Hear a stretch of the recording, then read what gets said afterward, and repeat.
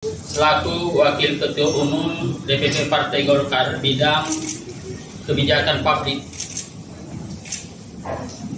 ingin menjelaskan kepada masyarakat melalui saudara-saudara sekalian bahwa terkait dengan adanya salah satu partai yang membuat suatu instruksi kepada kader-kadernya untuk menunda perjalanan menuju Magelang mengikuti retret. Bagi kami sangat menghargai dan hormat kepada sikap dan pandangan setiap partai, dan tentu etikanya Partai Golkar tidak ingin ikut campur masalah intern partai yang ada di Republik ini, dan tentu kita saling menghormati. Tetapi dalam realitas politik ternyata terkait dengan pilkada kemarin dan baru saja dilantik kemarin ini kepala-kepala daerah seluruh Indonesia, ternyata setelah kita menginventarisir ada beberapa daerah baik di provinsi, kabupaten, kota di mana Partai Golkar berkoalisi. Ya, berkoalisi sebutlah dengan teman-teman dari Partai PDIP. Salah satu di antaranya misalkan yang paling dekat di sini adalah Kota Tangerang. Ya, jadi di situ adalah wali kotanya adalah ketua Partai Golkar dan wakilnya adalah dari PDIP. Dan juga banyak dari daerah-daerah lain mempertanyakan, karena setelah ini bocor secara terpublikasi, lalu mereka mempertanyakan kepada kami bagaimana kami ini. Nah, oleh karena itu izinkan pada hari ini kami ingin menyampaikan bagaimana sikap, ya, pandangan secara tegas dari Partai Golkar dalam merespon pertanyaan-pertanyaan kader-kader Partai Golkar dan atau yang terpilih yang diusung bersama-sama. Jadi ada beberapa kader bukan kader Partai Golkar tetapi tetap bertanya kepada kami, kenapa? Karena Partai Golkar mengusung bersama dengan partai-partai yang ada, tentu mempertanyakan. Nah, oleh karena itu kami ingin menjelaskan pertama bahwa program retret itu adalah sebuah program dalam pandangan Partai Golkar, adalah sebuah program yang sangat fungsional dalam rangka untuk membangun profesionalitas, dalam rangka untuk memberikan semangat, dalam rangka untuk memberikan wawasan. Jadi retret itu bagi Partai Golkar itu semacam orientasi kerja, ya, bagi para kepala-kepala daerah sebelum memulai tugasnya, maka diberikan di situ, ya, semacam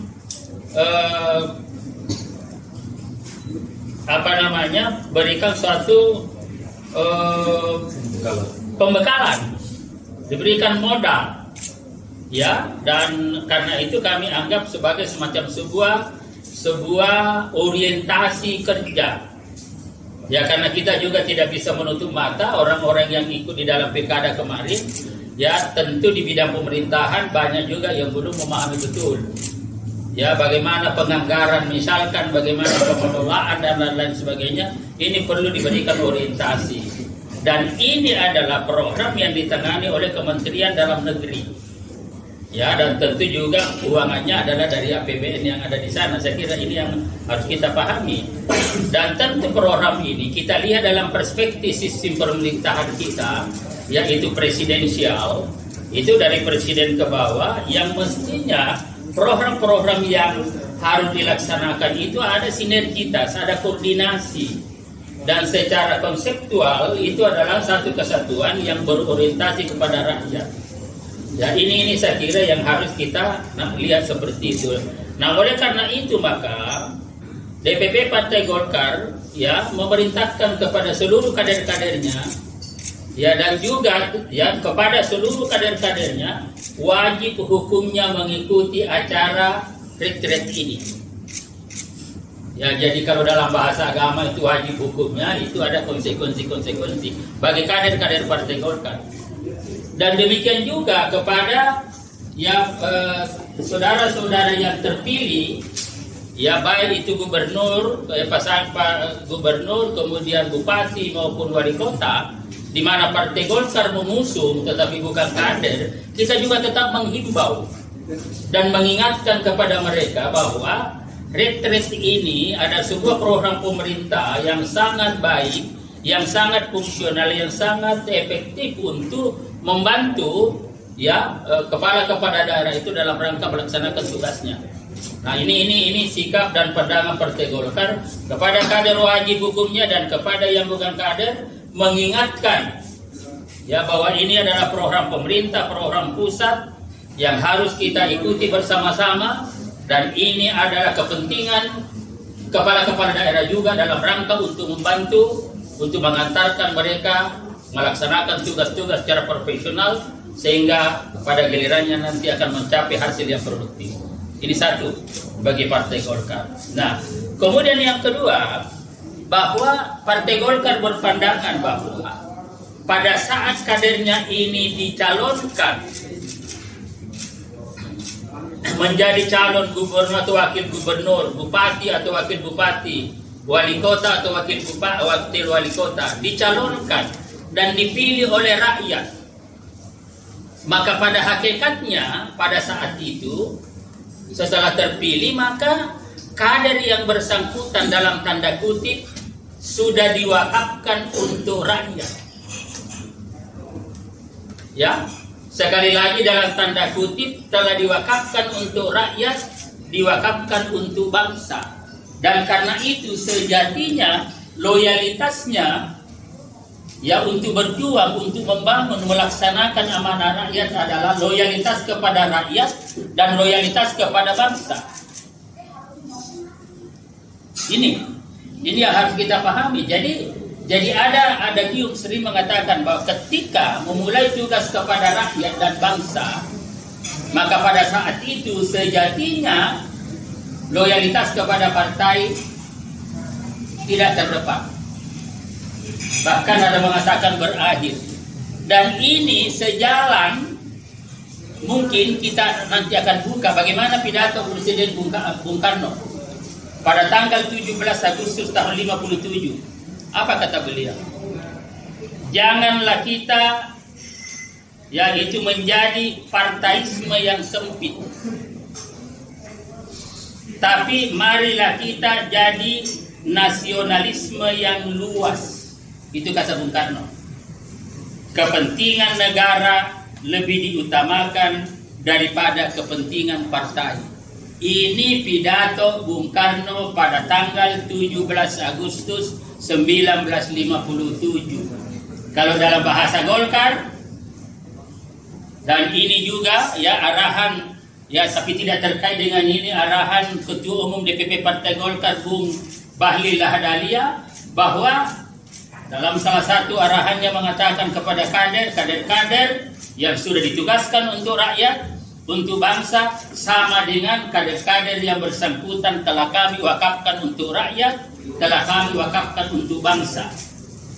Jadi ini kan seirama dan hakikatnya sama yang disampaikan juga oleh Bung Bahlil Lahadalia dan pidato Bung Karno pada tanggal 17 bulan 8 tahun 1957.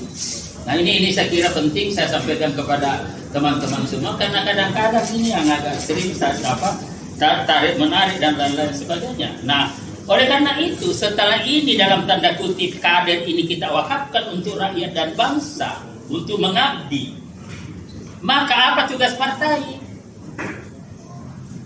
Tugas partai berada di belakang untuk mengawal mereka seberapa jauh mereka bisa produktif di dalam kepemimpinannya. Parameter produktivitas itu ada pada seberapa jauh mereka melakukan program-program yang orientasinya rakyat. Jadi produktivitas kepemimpinan mereka adalah dilihat pada seberapa jauh program-program mereka itu berorientasi untuk kepentingan rakyat. Sekali lagi saya ingin menekankan kepentingan rakyat. Kalau kita ingin mensistematisir, pada garis besarnya ada 3, yaitu bagaimana kebutuhan-kebutuhan rakyat ini bisa dipenuhi dengan mudah.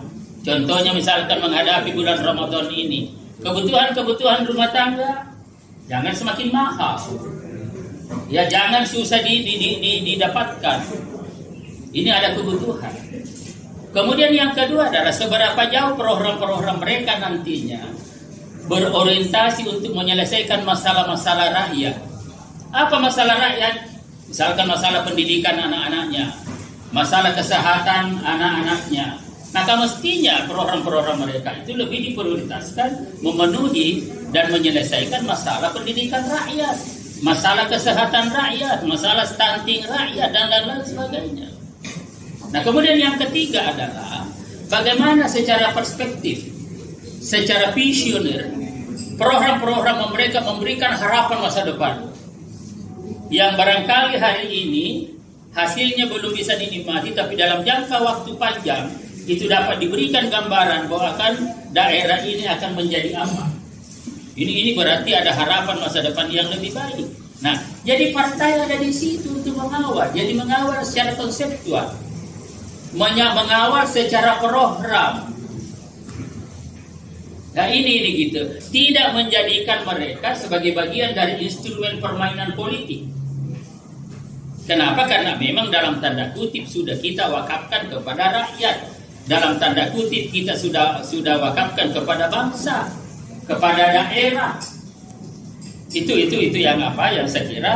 Sehingga dengan demikian itu maka sekali lagi Partai Golkar mewajibkan kepada kader-kadernya yang sudah menjadi gubernur atau wakil, bupati atau wakil, wali kota atau wakil, wajib hukumnya untuk ikut acara retret itu sebagai sebuah proses untuk meningkatkan profesionalitas dia di dalam melaksanakan kepemimpinannya kelak, sehingga dapat produktif, dapat efektif, dapat fungsional yang orientasinya untuk rakyat. Nah ini yang harus kita lihat. Itu saya kira. Nah oleh karena itu maka apa yang dilakukan ini maka tentu semua berproses.